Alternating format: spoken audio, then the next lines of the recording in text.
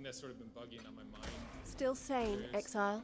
Part that St. Paul's talking about. These worlds are becoming increasingly unstable and unsafe, and it isn't slowing down. Let's get to work. And he says, if it didn't happen, then this whole thing is just meaningless. The faith is meaningless.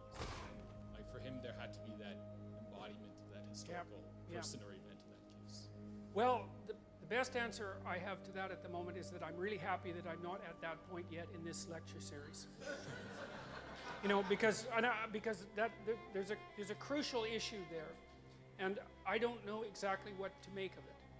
And my approach at the moment, as I said, is to approach this as rationally as I possibly can. And There I are hope some I know a fiends hell of a out lot there more whose veins about brim what with I'm a doing by the strange time I blood get that is to not that of this world. particular I question. need you to slay them, but be prepared for I whatever do have spilling that blood may bring. beginnings of ways There's to a answer caveat. that, but I'm The not going connection to between answer here that and at there all is right now because tenuous. it's so I bloody believe the complicated. creatures It would that just lie burn me on to the a other side frazzle, are the and source I'm of the already mostly instability. burnt to a frazzle after that lecture, so I couldn't attempt to even start to sketch it out. I don't know. I mean, part of it is to be just rational about it, just to be rational about it. There is something about the idea that continual death and rebirth is a necessary precondition to proper human transformation. Every time you learn something new, that's important. Part of the stupid old you has to die. And sometimes that can be an awful lot of you. And in fact, it can be so much of you sometimes that you just die. Like you just can't handle it. And so there is a real idea that you have to identify with the part of yourself that transcends your current personality, that can constantly die and be reborn.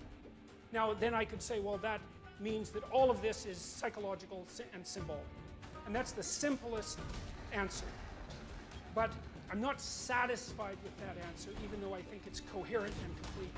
Because the world's a very weird place, and there are things about it that we don't understand. So I can't go any farther than that at the moment.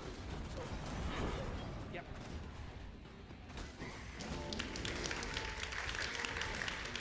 Hi, Dr. Peterson. I just recently watched one of your videos of you debating with transgendered protesters at U of T free speech rally in October, and one of the protesters said to you, which was particularly very chilling, was, why do you have the right to determine whether an individual is worthy of you using their pronouns? The scary thing to me is how common this type of view is among radical left-wing protesters on university campuses who feel they have the right to tell other people what they can think, what words they can use, and what speakers they can or cannot listen to. The even scarier part is that our government is creating legislation to back up their ideologies, which is evident through Bill C-16, M-103, and Bill 89. So my question is, what do you think the end game is in all this? Because it seems every year... We're in the process of finding that out. You know, and I'm sorry. Okay, we're in the process of finding that out. I think the end game that underlies all of that, in my estimation, is best summed up by Jacques Derrida's Christian. You know I am not to be disturbed during my communion with God. It's phallogocentric. Now we've already talked about what the logos mean. So for Derrida, that was a sign of its utter, what would you call it?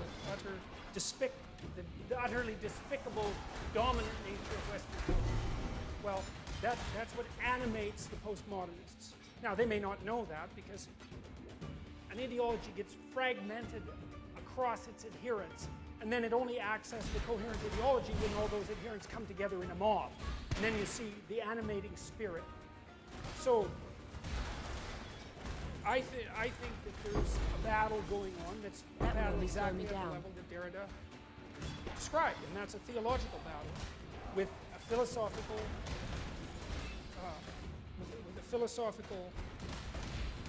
implications, and out of those philosophical implications come political implications. But it's not primarily political, and it's not primarily philosophical.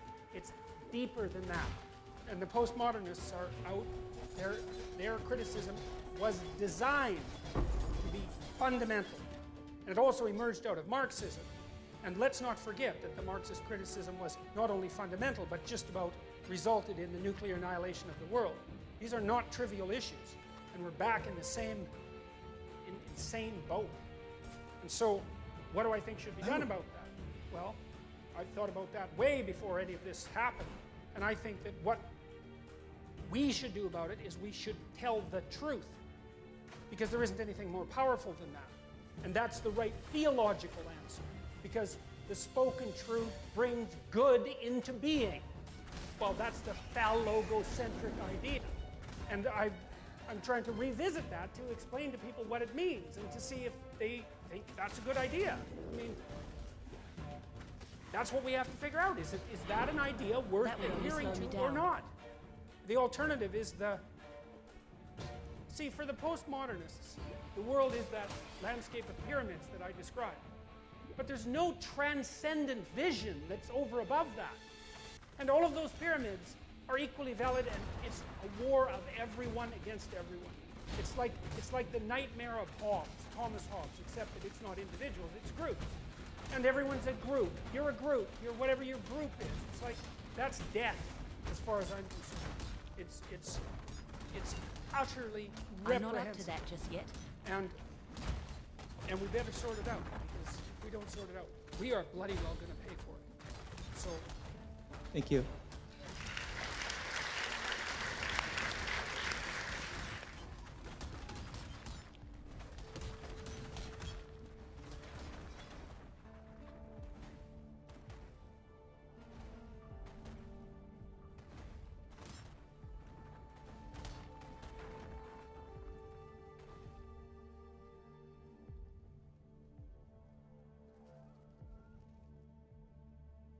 First were the endless tens or hundreds of thousands of years prior to the emergence of written history and drama. The twin practices of delay and exchange began to emerge slowly and painfully. Then they became represented in metaphorical abstraction as rituals and tales of sacrifice. It's as if there's a powerful figure in the sky who's judging you. You better keep him happy or look the hell out. We've been watching ourselves deal with him for a long time. He seems to like it when you give up something you value. So practice sharing and sacrificing until you get good at it. No one actually said any of this so long ago, although they said something very similar. But it was implicit in the practice and then in the stories. Action comes first. Implicit comes Every first. successful expedition People buys us a little more time. The successful I just succeed hope it's enough. and the unsuccessful fail for thousands and thousands of years, and we thought it over and we drew a conclusion. The successful among us sacrifice, the successful among us delay gratification.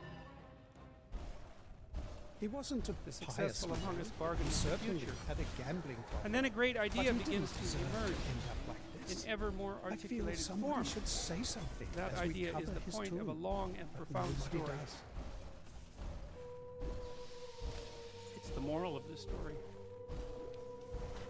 And I'm going to indicate some foreshadowing here. What's the difference between the successful and the unsuccessful? The successful sacrifice, and things get better as the successful practice their sacrifices.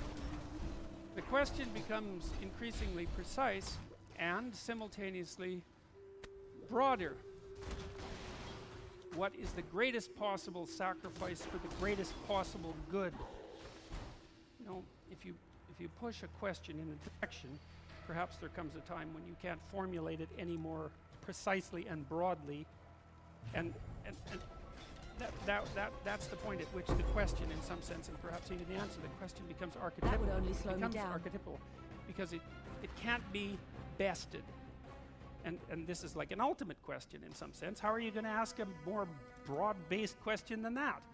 What is, given the initial presuppositions that you have to make sacrifices, then the logical endpoint to that is something like, okay, if you have to make a sacrifice, what's the greatest possible sacrifice and for the greatest possible good? That's a good question. The answer becomes increasingly profound. The God of Western tradition, like so many gods, requires Let me sacrifice. tell We've you. already examined why, but sometimes he goes even further I will see you and again. requires the sacrifice of what is loved best. This is why. And this is another one of mankind's fundamental discoveries. Sometimes things do not go well. That's self-evident. But here's the rub. Sometimes when things are not going well, it's precisely that which is most valued that is the cause. Why? It's because the world is revealed through the template of your values. If the world you are seeing is not the world you want, therefore, it's time to examine your values. It's time to rid yourself of your current presuppositions. There's a famous experiment that I've alluded to a couple of times, I believe, in this lecture series, the invisible gorilla experiment. And in the invisible gorilla experiment, there's two teams of players, each with 3 members, one dressed in black and the other dressed in white, and each team is passing a basketball back and forth to the team members and milling about. You see a video of them doing so. They basically fill the video screen, and the white team is passing a basketball to the white team members, and the black team is passing a basketball to the black team members. And your job, as far as the experimenter is concerned, is for you to count the number of times that the black team